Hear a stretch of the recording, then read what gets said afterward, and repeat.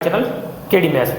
Dear students, I hope आप सभी अच्छे होंगे। डियर स्टूडेंट्स, जैसे कि आप जानते हैं मैंने बीएससी थर्ड ईयर के लिए जो फिफ्थ सेम है एक बुक स्टार्ट की थी, ग्रुप एंड रिंग थ्योरी। ठीक है ना, उसमें मैंने आपको 6 लेक्चर करा दिए हैं। आज मेरा ये 7 लेक्चर है। ठीक है ना, तो मैंने जितनी भी वीडियो अपलोड की हुई है उनकी सबकी प्ले लिस्ट बनी हुई है, उनको आप आसानी से देख सकते हैं। अच्छा, ये टॉपिक जो आज हम स्टार्ट करेंगे ये आपके तभी अच्छे से समझ में आएगा तब आपने इससे पिछले वाली वीडियो देखी होगी। ठीक है ना, तो आपका जो टॉपिक है आज का, बात करते हैं डायरेक्ट प्रोडक्ट्स के अंदर एक टॉपिक है एक्सटर्नल डायरेक्ट प्रोडक्ट। ठीक है ना, जो हमारा पास टॉपिक है फिलहाल, जो आपका टॉपिक है आपका डायरेक्ट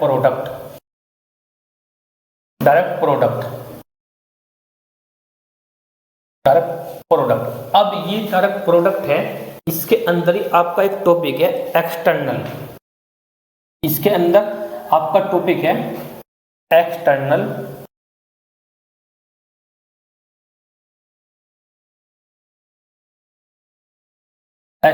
डायरेक्ट प्रोडक्ट।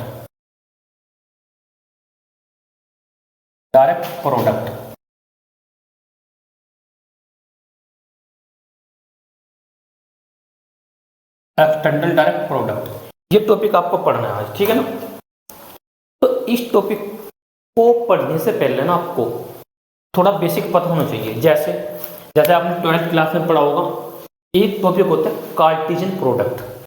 ठीक है ना, इससे पहले एक टॉपिक होता है ऑर्डर्ड पेयर। ठीक है ना, ऑर्डर्ड पेयर किस टाइप से लिखते हैं आप, A, B, ऐसे आप ऑर्डर्ड पेयर लिखते हैं। ये A और B क्या आने का पहला एलिमेंट, ये कौन सा कहलाएगा, दूसरा एलिमेंट, इसको बोलते हैं ऑर्डर्ड पेयर। ठीक है ना, अब इसका जो कार्टेशियन प्रोडक्ट होता है, ठीक है ना, वो कैसे निकालते हैं, कैसे, जैसे आपके पास दो सेट है A, B, आपको उनको क्या करना, A क्रॉस B करना। वो जो सेट होता है आपके पास, जो सेट होता है वो होता है ऑर्डर्ड पेयर का सेट होता है। किसका सेट होता है, आई रिपीट, ऑर्डर्ड पेयर का। यानी कैसे, A, B सच दैट जो स्मॉल ए से belong capital A, small b से बिलोंग कैपिटल बी। यानी जो स्मॉल ए किससे बिलोंग करेगा, कैपिटल ए से, स्मॉल बी किससे बिलोंग करेगा, कैपिटल बी से। पता है यहाँ तक कोई प्रॉब्लम, इसको बोलते हैं ऑर्डर्ड पेयर। ठीक है ना, और इसको बोलते हैं, यानी जो जैसे कार्टेशियन फॉर्म में लिखा रहता है आपके पास, जैसे कोडेड फॉर्म में लिखा रहता है x, y, तो इसको बोलता है ऑर्डर्ड पेयर। यदि इसको A क्रॉस B निकालते हैं, A क्रॉस B होता है ऑर्डर्ड पेयर का सेट। ठीक है ना, पहला एलिमेंट पहले सेट से बिलोंग, दूसरा एलिमेंट दूसरे सेट से बिलोंग, इसको बोलते हैं हम A क्रॉस B, जिसको आप बोलते हैं 12th क्लास में कार्टेशियन प्रोडक्ट। ठीक है, अब हमारा जो टॉपिक है, ये टॉपिक जो हमारा है इससे ही रिलेटिव है आपका टॉपिक। ठीक है ना, इससे क्या आपका टॉपिक है, रिलेटिव है। ठीक है ना, तो आइए देखते हैं आपका टॉपिक क्या है। ठीक है ना, तो इसका टॉपिक कम समझिए, इसका मीनिंग क्या होता है। सबसे पहले हम बात करेंगे कि हमने let G1 and G2, let G1 and G2 be two group,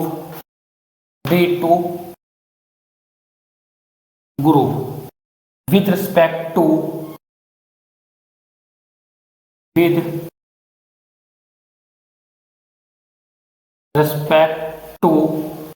multiplication.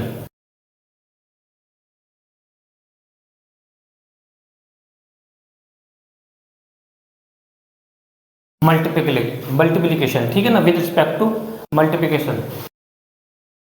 ठीक है ना, फिर न्यू क्लास लिखेंगे define, then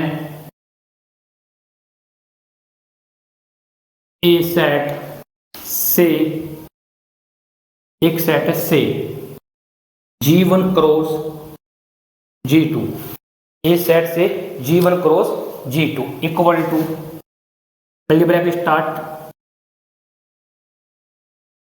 G1 comma G2, such that G1 belong to capital G1 comma फिर G2 belong to capital G, तो curly bracket आपका क्या हो जाएगा, क्लोज। यानी कहने का मतलब है जो जीवन और जो सेट बनेगा ना, ये वाला जो सेट बनेगा, इसमें किस टाइप के एलिमेंट होंगे, ऑर्डर्ड पेयर टाइप के एलिमेंट होंगे। जीवन पहला एलिमेंट किससे बिलोंग करेगा, पहले ग्रुप से, दूसरा एलिमेंट किससे बिलोंग करेगा, दूसरे ग्रुप से। पता है यहाँ तक कोई प्रॉब्लम? बाकी डिफाइन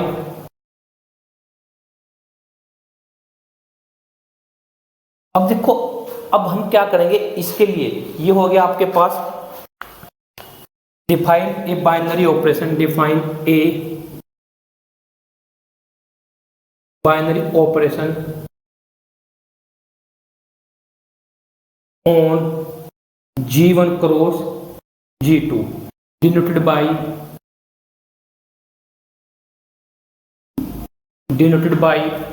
multiplication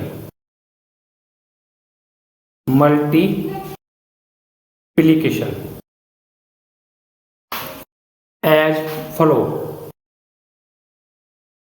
ठीक है ना? अब जरा ध्यान दीजिए, देखो अब हमारे पास क्या है कि G1 comma G2 into H1 coma कितना, H2, H1 कोमा H2। ठीक है भाई, H1 comma H2 equal to हमारे पास मैंने कहा G1 कोमा H1 इंटू फिर कोमा G2 इंटू H2। ठीक है, अब ध्यान देना, देखो यानी कहने का मतलब ये है कि यदि हम क्या करेंगे, दो एलिमेंट की लेंगे किससे, G1 क्रॉस G से, यदि हम इनके क्या करें, मल्टीप्लाई करें, तो कितना आएगा, पहले एलिमेंट की साथ पहले की मल्टीप्लाई, दूसरे एलिमेंट के साथ दूसरे की मल्टीप्लाई। उसको आप ऐसे लिखेंगे G1 into H1 G2 into H2। ठीक है भाई, where G1 comma H1 belong to capital G1 and G2 comma H2 belong to G2। बताया यहाँ तक कोई प्रॉब्लम? देखो एक बार दोबारा समझ लीजिए यहाँ तक पहले, ठीक है ना? ये कहना चाह रहा है कि यदि आपके पास G1 एंड G2 क्या है, टू ग्रुप्स है विद रिस्पेक्ट टू मल्टीप्लिकेशन। अब देखिए जरा, यहाँ पे मैंने एक वर्ड लगाया मल्टीप्लिकेशन, जरूरी नहीं मल्टीप्लिकेशन ही, आपके पास एडिशन भी हो सकता है। ठीक है ना? आपके पास star and O, any binary operation. ठीक है ना? अब जरा ध्यान दीजिए यहाँ पे, यदि आपके पास G1 एंड G2 किस पेयर में होंगे, ऑर्डर्ड पेयर में होंगे। ठीक है ना? पहला एलिमेंट किससे बिलोंग करेगा, पहले से ग्रुप से, दूसरा एलिमेंट किससे बिलोंग करेगा, दूसरे सेट से, ग्रुप से। यानी अब उसके बाद बात करते हैं इनकी मल्टीप्लाई की। ठीक है ना? बात करते हैं किसकी, इनकी मल्टीप्लाई के लिए। तो जो मल्टीप्लाई होगी G1 comma G2 into H1 comma H2, पहले पेयर के साथ, दूसरे पेयर के साथ में मल्टीप्लाई होगी।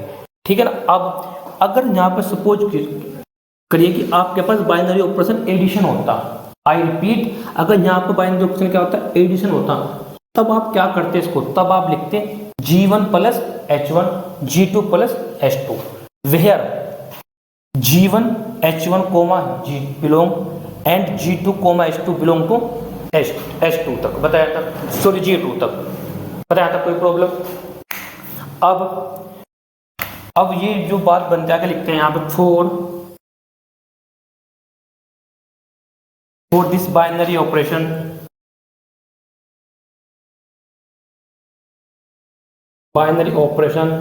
On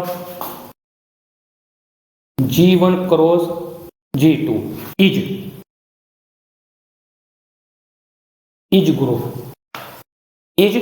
group. यानी कहने का मतलब है इस ऑपरेशन पर कौन सा सेट, G1 G2 क्या बन जाए, ग्रुप। और ग्रुप की कितनी property, 4 property, closure, associative, identity and inverse. ठीक है ना? Then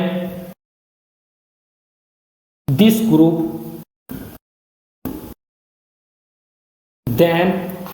group is called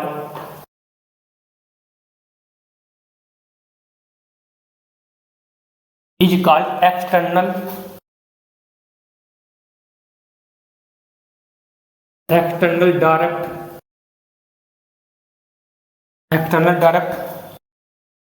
product बताएं तक कोई प्रॉब्लम? यदि कहने का मतलब है ये इस बाइनरी ऑपरेशन जो भी आपके पास क्वेश्चन में देगा, जो भी क्वेश्चन होगा, चाहे आपके पास मल्टीप्लिकेशन हो, चाहे एडिशन हो, चाहे आपके पास एनी ओ, चाहे स्टार ऑपरेशन, तो अगर ये ग्रुप बन जाता है ना, तो इसी सेट को इस ग्रुप बनने का, इसको ही सेट को क्या कहते हैं? External direct product. बताएं तक कोई प्रॉब्लम? ठीक है ना, इसको नोट डाउन कर लीजिए पहले। अच्छा ध्यान देना, कोई भी बाइनरी ऑपरेशन हो सकता है, ठीक है, एनी, ठीक है, नोट डाउन कर लीजिए। हो गया, चलो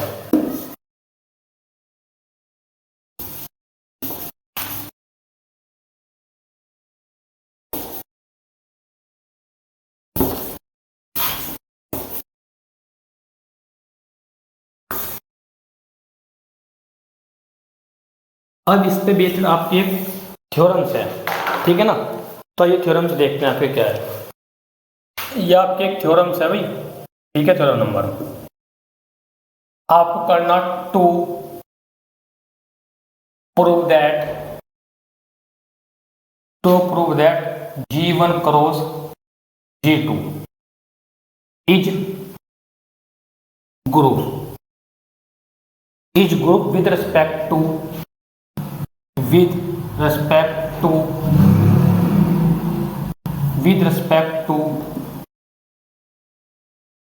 मल्टीप्लिकेशन।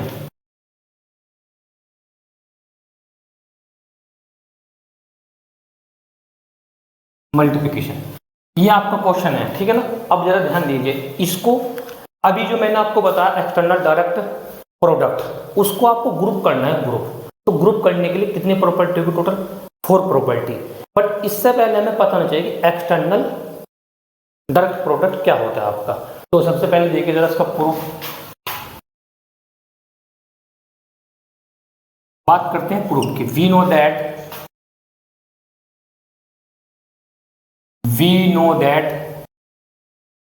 अभी कराया मैंने आपको, वी नो दैट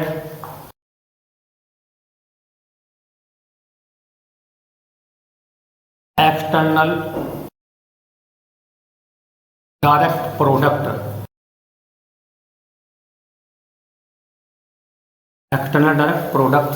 क्या होता है बताइए जरा?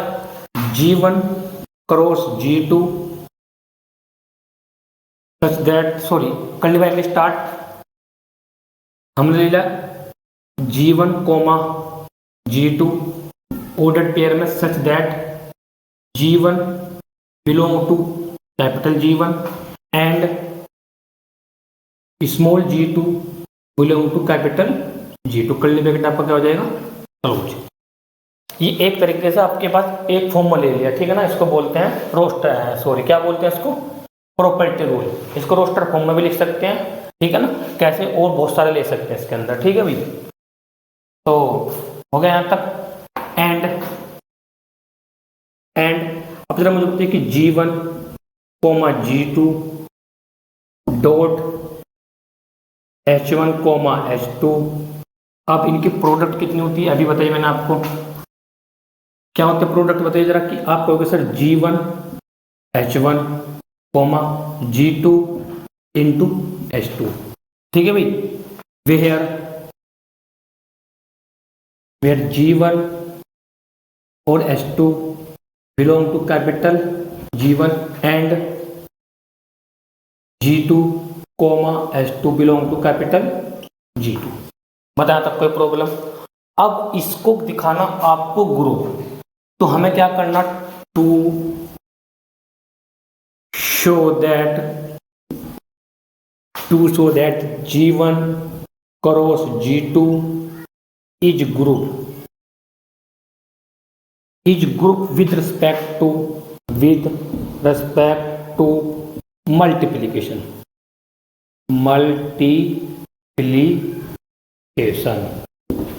बताइए अब ये मल्टीप्लिकेशन कब होगा? जब ये कितनी कंडीशन फुलफिल करे? टोटल 4 कंडीशन फुलफिल करे। तो पहली कंडीशन क्लोज, दूसरी कंडीशन एसोसिएटिव, थर्ड कंडीशन आपकी क्या हो जाएगी? Identity, fourth multiple inverse.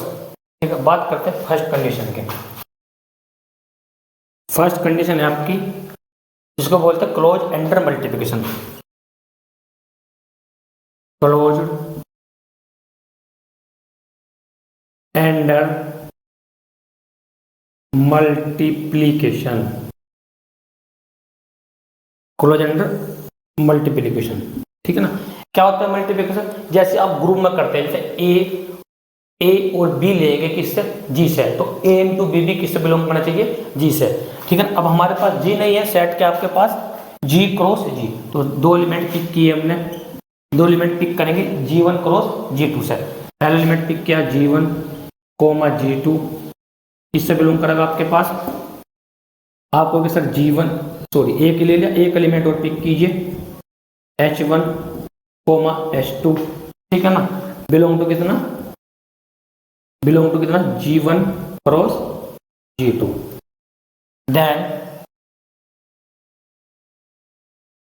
करिए multiply G1 comma G2 dot H1 comma H2 equal to, करें मल्टीप्लाई, तो क्या लिखेंगे आप इसको बताइए जरा, G1 इंटू H1, क्योंकि पहले पेयर से मल्टीप्लाई, इसको आप इक्वेशन नंबर कौन से बना लीजिए, फर्स्ट। अब इक्वेशन फर्स्ट देखिए आप, पहले पेयर के साथ मैंने G1 H1 G2 H2, तो कितना होगा G2 H2। बताएं यहाँ तक कोई प्रॉब्लम? जरा एक बात ध्यान दीजिए, अब ये जो एलिमेंट है किसका है, G1 का, ये किसका एलिमेंट है, G2 का, ये भी किसका एलिमेंट है, G1 का, ये किसका एलिमेंट है, G2 का। अब ये एलिमेंट बताइए, G1 की ये किसका एलिमेंट है, G1 का, ये किसका एलिमेंट है, H1 का, सॉरी ये किसका एलिमेंट है, G1 का। अब दोनों की क्या प्रोडक्ट है, तो पूरा एलिमेंट किसका होगा, G1 का। देखो एक बार यहाँ पे देखिए, यानी G1 किसका एलिमेंट है, यहाँ पे देखिए बाकी G1 किसका एलिमेंट है आपके पास, सॉरी G1 H1 किसका एलिमेंट है, कैपिटल G1 का। दिस सिंपल है, तो G1 इंटू H1 भी किसका एलिमेंट होगा, G1 का। सेम यही प्रोसेस G2 किसका एलिमेंट है, G2 और H2 किसका एलिमेंट है, G2 का। तो दिस इंप्लाई, तो G2 H2 किसका एलिमेंट होगा, G2, यानी ये एलिमेंट किसका हो गया, G1 का, ये एलिमेंट किसका हो गया, G2 का। तो ये पूरा एलिमेंट किसका हो गया, यानी ये पूरा एलिमेंट, अगर ये पूरा एलिमेंट किसका हो गया, तो आप कहोगे सर कितना, कि G1 क्रॉस कितना, G2। डेफिनेशन ये कहती है कि G1 एलिमेंट किसका हो, G1 का, G2 एलिमेंट किसका हो, G2 का एलिमेंट हो। ठीक है ना, तो यही हमने यहाँ पर प्रॉपर्टी लगा दी, तो G1 क्रॉस कितना, G2। बताया यहाँ तक कोई प्रॉब्लम?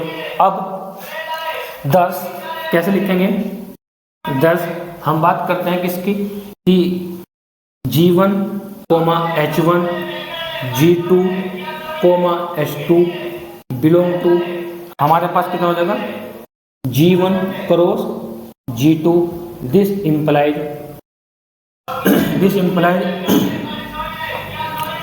G1 कोमा H1, ठीक है ना, फिर कोमा लगाएंगे G2 comma H2 belong to G1 cross G2। बताया तक कोई प्रॉब्लम? अच्छा, जो एंडर मल्टीप्लिकेशन, तो इसमें भी क्या करेंगे हम, इसके कितने एलिमेंट पिक करते हैं, 3 एलिमेंट।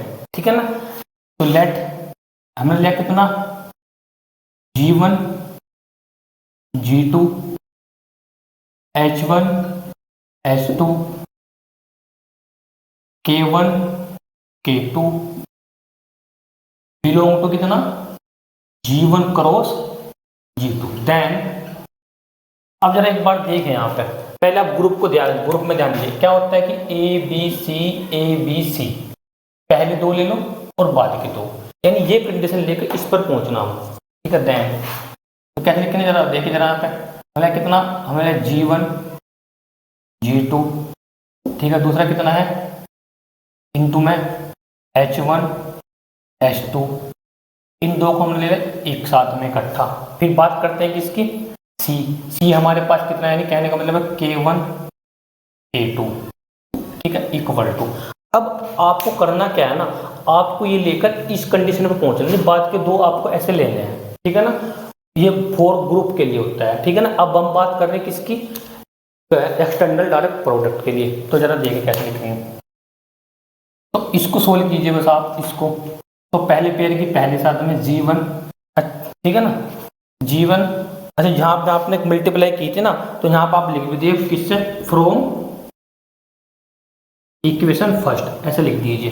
यहाँ कितना हो जाएगा आपके पास, G1 H1, फिर कोमा हमारे पास कितना आएगा, G2 H2, ब्रैकेट आपका क्लोज। ठीक है, ये हो गया आपकी एक तरीके से इसकी पूरी की प्रोडक्ट। फिर इनटू में हमारे पास कितना है, K1 K2, बीच में कोमा है, ठीक है। फ्रॉम किससे, फ्रॉम इक्वेशन फर्स्ट। पता है यहाँ तक कोई प्रॉब्लम?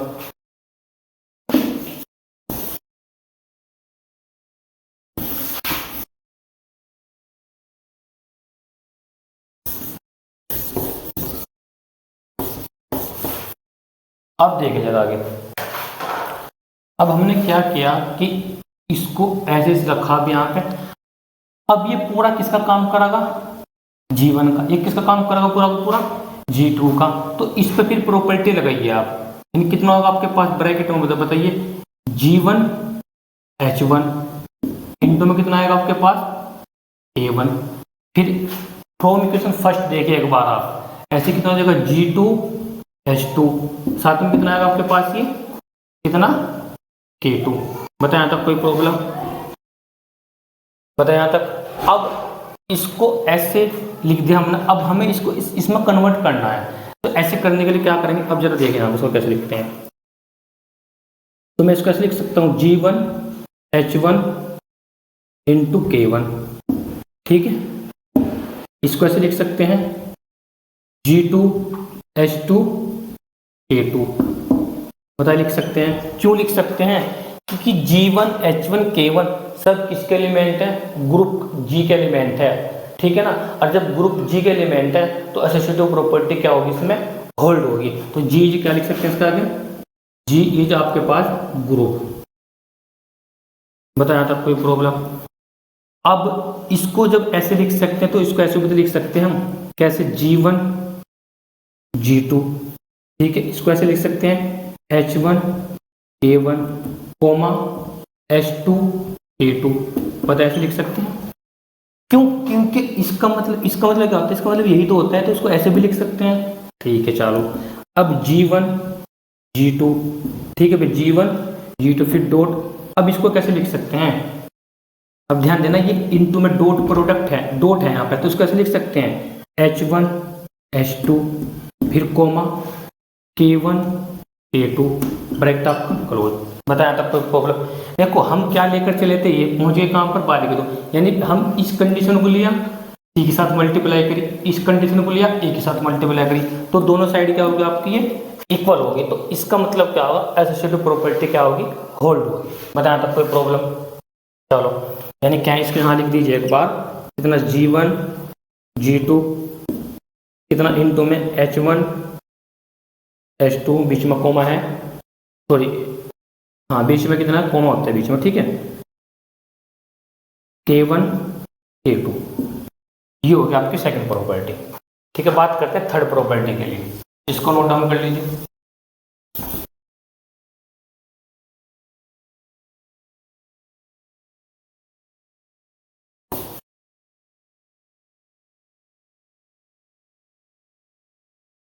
अब देखिए जाए थर्ड प्रॉपर्टी। थर्ड प्रॉपर्टी आपके क्या कहती है, देखो थर्ड प्रॉपर्टी का नाम है आइडेंटिटी ऑफ मल्टीप्लिकेशन, ठीक है। हमारा टॉपिक है third property, identity, identity under multiplication, multiplication.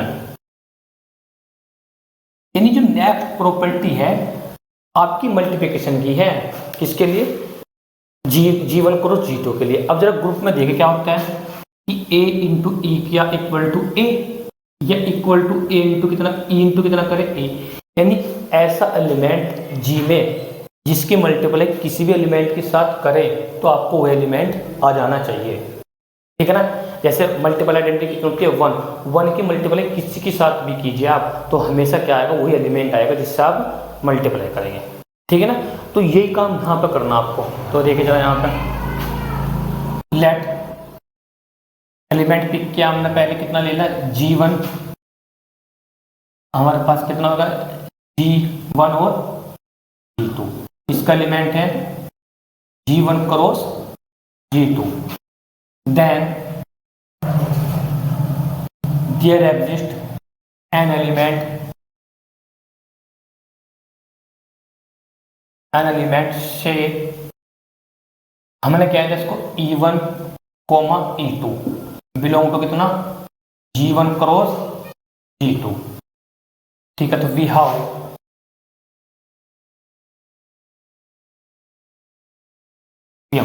अब जो E1 किससे बिलोंग करेगा G1 से, E2 किससे बिलोंग करेगा G2 से, यानी E1 किसकी आइडेंटिटी है ग्रुप G1 की और E2 किसकी आइडेंटिटी है ग्रुप G2 की। पता है, तो कोई प्रॉब्लम। चलो वी हैव, अब आपने क्या किया G1 G2 E1 E2 इनकी करिए आपने डॉट प्रोडक्ट। जैसे आपने डॉट प्रोडक्ट करी तो आप क्या कहोगे कि कितना कहेंगे कि G1 E1 coma G2 E2। बताइए, अब जरा मुझको बताइए कि E1 क्या है, E1 आइडेंटिटी है किसकी ग्रुप G1 की। ठीक है, तो E1 तो जरा ये ध्यान ध्यान दीजिए, E1 into G1 equal to किसका आएगा G1 की, and E2 G2 equal to किसका आएगा G2 की। यानी इसका मतलब यहाँ क्या लिख सकते हैं आप कि G1 कोमा G2। ठीक है ना। अब ये आपने G1 G2 E1 coma E2, ठीक है, फॉर एवरी G1 कोमा प्रत्येक एलिमेंट के लिए होगा G1 क्रॉस G2। बताया तक कोई प्रॉब्लम। ये आपकी सेकंड प्रॉपर्टी भी क्या होगी, थर्ड प्रॉपर्टी भी क्या होगी, प्रूफ होगी। अच्छा एक बात ध्यान दीजिए, अब जरा ये होती है आइडेंटिटी, क्या बोलते हैं इसको E1 E2 आइडेंटिटी होती है। ये किस में, लेफ्ट में कि राइट में, ये लेफ्ट में है सॉरी राइट में, तो उसको बोले right identity of G1 G2। ठीक है ना। ऐसे अगर आप इसको इधर लिखेंगे तो उसको बोलेंगे फिर लेफ्ट। ठीक है ना। ये हो गया आपका फोर्थ नंबर। बात करते हैं फोर्थ नंबर की। फोर्थ है आपका इनवर्स अंडर मल्टीप्लिकेशन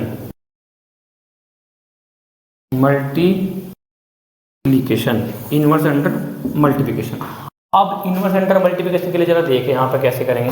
क्या होता है, पहले एक बार यहाँ पे देखिए कि A B इक्वल टू, ये ऐसे देखिए A इंटू ए का इनवर्स इक्वल टू किसके हो E के। तो A इनवर्स इज A, कौन सा, राइट की लेफ्ट, लेफ्ट में होगा तो लेफ्ट, राइट में होगा तो राइट इनवर्स। तो ऐसे यहाँ पे करेंगे सबसे पहले let G1 comma G2 belong to G1 cross G2 full stop, then there exist an element से G1 inverse comma G2 inverse belong to कितना, आप कहोगे सर G1 क्रॉस G2। ठीक है, वी हैव, अब जरा ध्यान दीजिए यहाँ पे। अच्छा ये जो मल्टीप्लाई की किसका, ये इसके आगे लिख देना एक बार फ्रॉम इक्वेशन फर्स्ट, क्योंकि जो मल्टीप्लाई होगी किस तरह की इक्वेशन नंबर फर्स्ट से। ठीक है, तो अब जरा कीजिए यहाँ पे, तो मैंने क्या लिया G1 G2 डॉट कितना हुई G1 का इनवर्स G2 का इनवर्स इक्वल टू, कीजिए मल्टीप्लाई। ये आप क्या करोगे G1 का इनवर्स, ठीक है, कितना G2 का इनवर्स, ये हो गया अपन फ्रॉम इक्वेशन फर्स्ट। किससे बात करेंगे, फ्रॉम इक्वेशन फर्स्ट। अब जरा देखे जरा यहाँ पे क्या लिखेंगे, इसको क्या लिख सकते हैं, क्या लिखेंगे E1, इसको क्या लिखेंगे E2, क्या लिखेंगे इसको E2। कैसे, जरा देखें यहाँ पे, क्योंकि G1 G2 G1 का इन्वर्स इक्वल टू होता है E1 के, एंड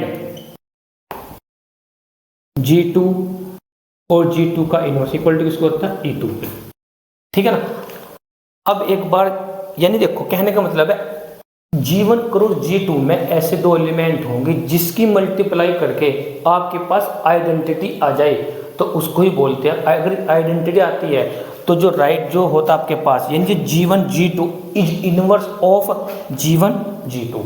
लेफ्ट में तो लेफ्ट इनवर्स, राइट में होगा तो राइट इनवर्स, तो इसलिए इसको क्या कहेंगे राइट इनवर्स। पता है यहाँ तक कोई प्रॉब्लम। जैसे आपको ग्रुप में पता ये होता है, ग्रुप में क्या होता है कि आपने क्या कि ए का इनवर्स इक्वल टू ई। यदि ई फॉर आइडेंटिटी है, यदि दो एलिमेंट की मल्टीप्लाई करके यदि आइडेंटिटी आ जाए तो उसको बोलते हैं यानी ए इनवर्स ऑफ ए, ठीक है ना। ग्रुप के लिए यही सेम किसके लिए होगा, G1 क्रॉस G2 के लिए।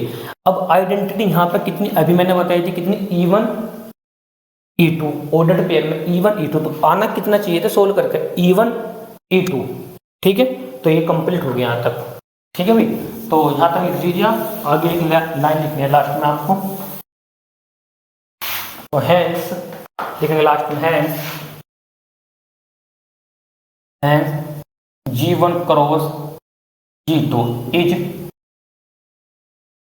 Group with respect to multiplication.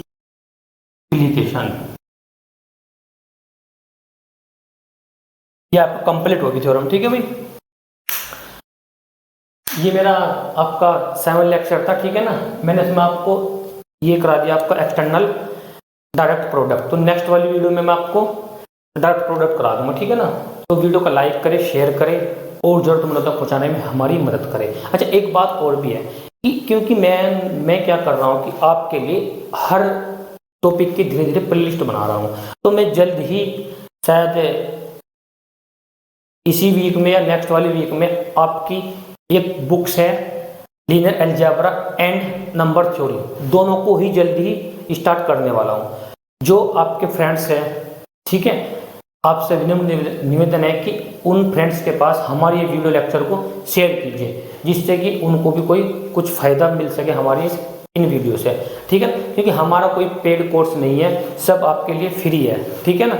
हम चाहते हैं कि मैथ्स की लैंग्वेज को आपके लिए अच्छे से अच्छा करके उसको बहुत इजी बनाना, ठीक है ना। किसी भी टॉपिक में कोई प्रॉब्लम कोई डाउट हो तो आप मेरे से पूछ लेना। जय हिंद।